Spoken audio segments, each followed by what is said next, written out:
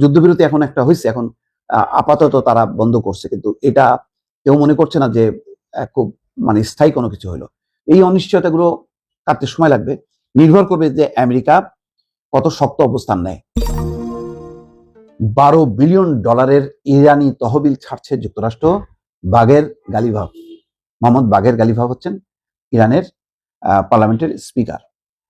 তো এই সুখবরগুলো গতকাল থেকে আসা শুরু করছে যে তাদের তেল রফতানির উপর নিষেধাজ্ঞা, তেল বিক্রির উপর নিষেধাজ্ঞা 60 দিনের জন্য সাময়িকভাবে প্রত্যাহার করছে এবং এই $12 বিলিয়ন ছাড়তে যাচ্ছে। গতকাল কি হয়েছে, এখন ইরান, কাতার এবং পাকিস্তান ঘন ঘন এই সফলতার কথাগুলো সামনে আনছে।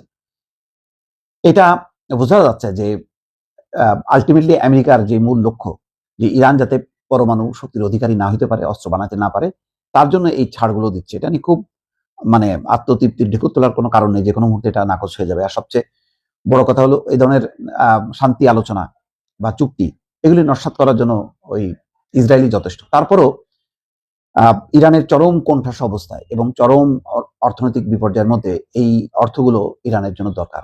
ইরানের আভ্যন্তরীণভাবে যে মানুষের দারিদ্রতা, অর্থনৈতিক দুরবস্থা, বেকারত্ব এগুলি কাটানোর জন্য এই অর্থ কাজে লাগবে। সবচেয়ে বড় কথা হলো যে ইরানের প্রচুর অবকাঠামো ক্ষতি হয়েছে, সেই অবকাঠামোগুলো রিবিল্ড করতে এখন প্রচুর মানুষের ইনভলভমেন্ট লাগবে, ফলে অনেকের কর্মসংস্থান হবে।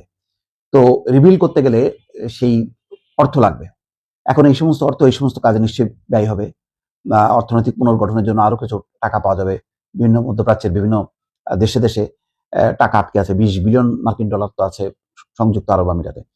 এগুলো পাওয়ার মধ্য দিয়ে ইরানের মুখে আস্তে আস্তে হাসি ফুটবে, কারণ চরম রক্তক্ষয় হয়েছে। প্রায় 4 থেকে 5 হাজার মানুষ জীবন দিয়েছে। তাদের সর্বোচ্চ ধর্মীয় নেতা আয়াতুল্লাহ আলী খামেনি পরিবার সহ নিশ্চিহ্ন হয়ে গেছে এই যুক্তরাষ্ট্র এবং ইসরায়েলের যৌথ হামলার মধ্য দিয়ে। তারপর তাদের এই প্রাপ্তিটা অনেক রক্তের বিনিময়, সুতরাং সেখানে তো একটা তৃপ্তি আছেই। এখানে দেখেন আরো যেটা বলা হচ্ছে, ইসরায়েল এবং হিজবুল্লাহর মধ্যকার সম্ভাব্য যুদ্ধবিরতি নিয়ে চরম সংশয় প্রকাশ করেছেন লেবাননের বাস্তুচ্যুত সাধারণ মানুষ। অতীত অভিজ্ঞতার কারণে তারা ইসরায়েলের প্রতিশ্রুতিকে বিশ্বাস করছে না। তার মানে এখন এই যে তহবিল ছাড় দিচ্ছে, নিষেধাজ্ঞা প্রত্যাহার করছে, ইরান হয়তো, আর তাদের ধারণা যে ইরান হয়তো যে লেবাননে যে হামলার বিষয়টা খুব বেশি চাপ দেবে না। তবে ইরান বলেছে তাদের এই আলোচনা এগিয়ে যাওয়ার ক্ষেত্রে প্রথম শর্ত হচ্ছে লেবানন সহ সকল ফ্রন্টে যুদ্ধ বন্ধ করতে হবে। গালিফা বলছেন যে এই সফরে ভালো অর্জন হয়েছে, বিশেষ করে হরমুজ প্রণালী, লেবানন তেল বিক্রিতে ছাড়ের প্রশ্ন এবং আটকে থাকা তহবিল ছাড়ের বিষয়ে ভালো আলোচনা হয়েছে। এগুলো আমাদের সামনে এগিয়ে যাওয়ার পদক্ষেপগুলোর মধ্যে অন্যতম। অবশ্যই আমরা বিশ্বাস করি যে আমরা এখনো এই কাজের একেবারে শুরুতে আছি এবং আমাদের প্রচেষ্টা অব্যাহত আছে। গালিভাভ নিশ্চিত করেন আটকে থাকা $6 বিলিয়ন দুটি কিস্তি $12 বিলিয়ন ছাড়ের বিষয়টি নিশ্চিত হয়েছে। চূড়ান্ত চুক্তি না হয় নিষেধাজ্ঞা বহাল থাকলেও তেল বিক্রি এবং ব্যাংকিং কার্যক্রম পরিচালনার জন্য ইরান বিশেষ ছাড় পেয়েছে এবং এই সংক্রান্ত চুক্তি স্বাক্ষরিত হয়েছে। এদিকে লেবাননের বাসিন্দারা যুদ্ধবিরতিতে আস্থা রেখে ঘরে ফিরতে পারছে না, অর্থাৎ যুদ্ধবিরতি এখন একটা হয়েছে, এখন আপাতত তারা বন্ধ করছে, কিন্তু এটা কেউ মনে করছে না যে খুব স্থায়ী কোনো কিছু হলো।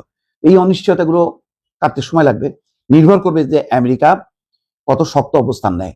যদি ইসরায়েলের ব্যাপারে খুব শক্ত অবস্থান নেয় তাহলে হয়তো বিষয়গুলি সম্ভব হবে।